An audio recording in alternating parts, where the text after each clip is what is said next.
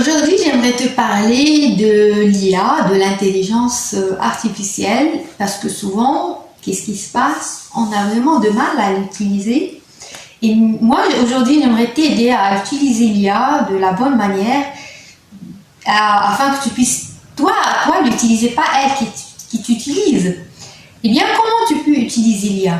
Eh bien, pour utiliser l'IA, tu dois, en quelque sorte, ne pas dépendre d'elle. Tu dois vraiment maîtriser d'abord ton sujet. Tu dois avoir une certaine maîtrise et tu vas recourir à l'IA, pas parce que tu ne sais pas. Tu ne sais pas travailler, tu ne sais pas écrire un texte ou parce que tu ne sais pas faire une vidéo. Non. Tu vas recourir à l'IA juste pour t'épargner tout ce qui est technique, tout ce qui est ennuyant, tout ce qui est en quelque sorte, tout ce qui te prend de temps pour rien. Ce qui fait que l'IA n'est pas là pour remplacer la créativité, pour remplacer ta créativité. L'IA, elle est là pour remplacer tout ce qui est technique, tout ce qui en quelque sorte, ne te permet pas de te développer. Par exemple, je vais te donner un exemple. Toi, tu aimes écrire, par exemple. Dans mon cas, moi, j'aime énormément écrire, mais j'écris de manière, on va dire, créative. Grâce à la créativité, je peux écrire et je n'ai pas besoin de l'IA pour écrire. Quand est-ce que dans ce cas-là, je peux recourir à l'IA? Si par exemple, j'ai un texte formel, un texte qui ne veut rien dire pour moi, ça ne m'apporte rien, ça ne permet pas de me développer. Disons que moi, je ne sais pas, je dois envoyer un texte, je ne sais pas, je dois faire une démarche administrative, je ne sais pas, peu importe. Et le texte demandé, ce n'est pas un texte qui me demande de la créativité.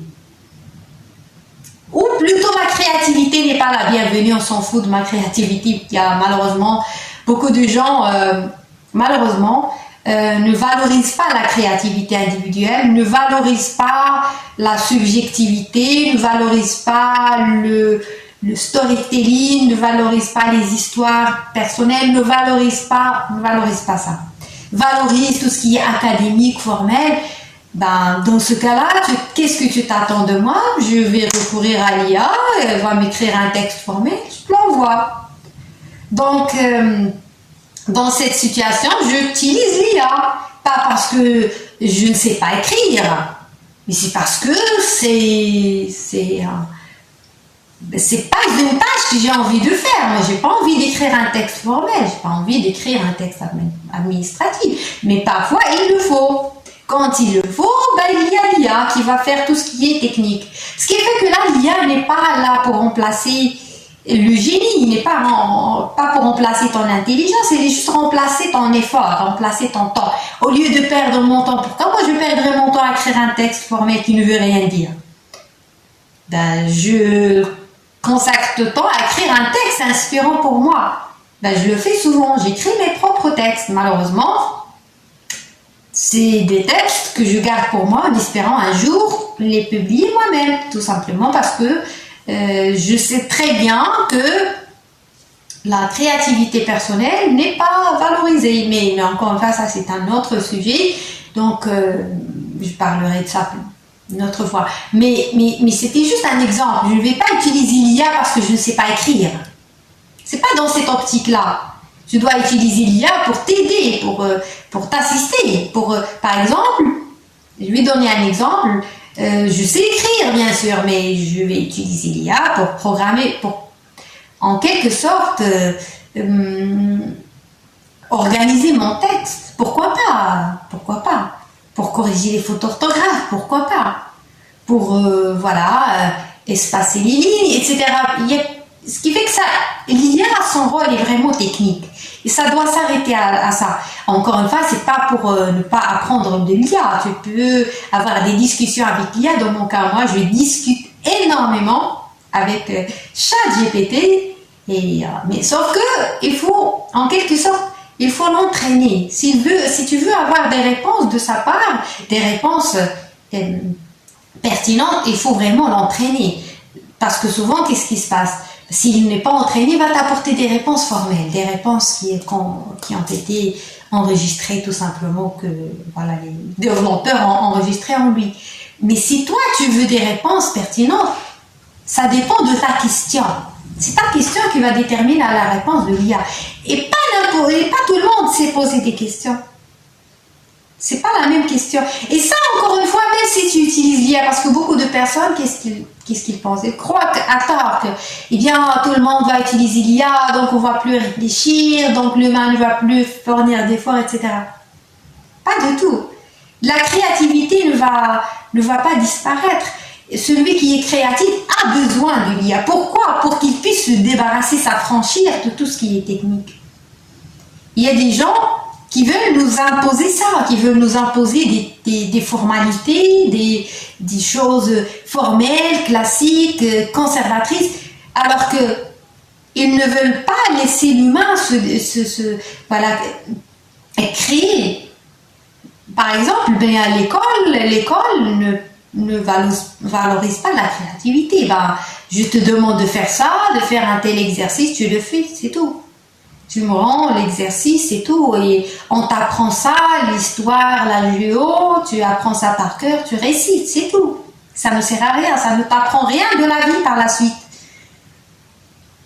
Donc, on t'apprend rien à l'école. Donc, c'est tout à fait normal que les élèves, les étudiants vont utiliser l'IA. Et tant mieux qu'il y a l'IA.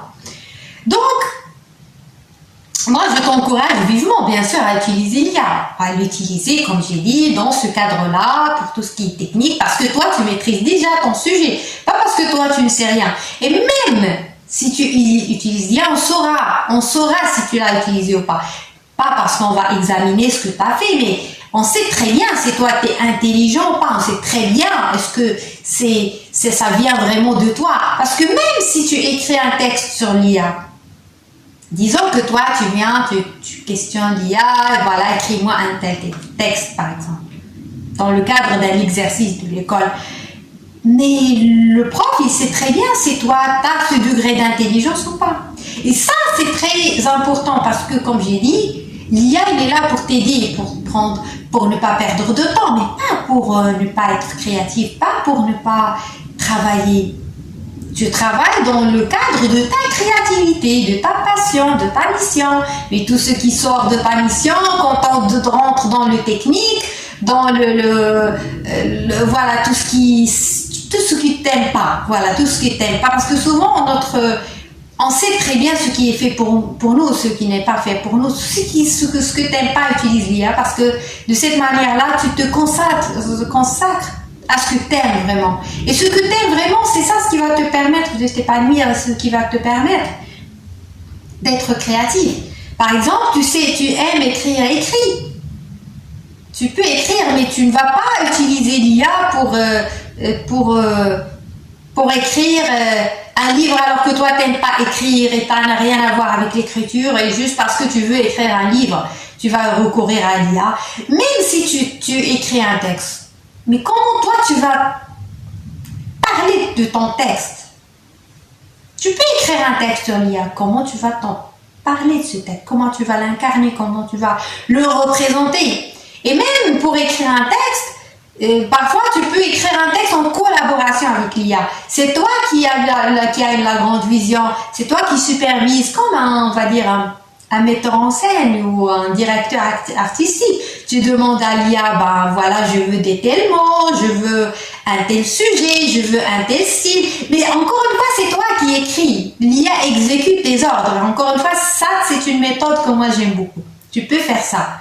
Mais à la limite, si tu maîtrises, comme j'ai dit, ton sujet, si tu es maître de ton domaine, mais pas juste parce que si tu es quelqu'un de visionnaire, si tu es quelqu'un qui aime orienter, qui aime guider, qui aime mettre en place les choses, qui aime orchestrer, qui aime diriger. Par exemple, un metteur en scène, plutôt un directeur artistique, il va orienter, il va donner. Ça, c'est une qualité, encore une fois. C'est pas n'importe qui peut demander à l'IA d'écrire un texte particulier. Mais toi, tu sais comment tu corriges aussi le texte de l'IA. Parfois, qu'est-ce que je fais moi? J'écris le texte, je le demande à l'IA, et je le corrige moi-même, encore une fois, parce que ce que me donne comme réponse ne me convient pas. Donc, je corrige le texte de l'IA, parce que je sais écrire, parce que je maîtrise mon sujet. Alors que si toi, et même si tu donnes ton texte à quelqu'un d'autre, Parce que ce quelqu'un d'autre, le prof ou quelqu'un d'autre peut te demander peut-être sur place d'écrire un autre texte qui lui ressemble. Tu ne sauras pas le faire et ça c'est grave.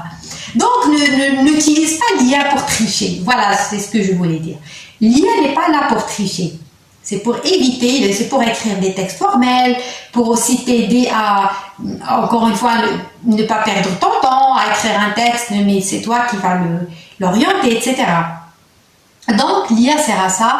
Et c'est aussi, l'IA va t'aider aussi à te développer, parce que si tu poses une question à l'IA, en fonction de la question que tu vas poser, tu vas avoir des réponses différentes. C'est pas la même réponse.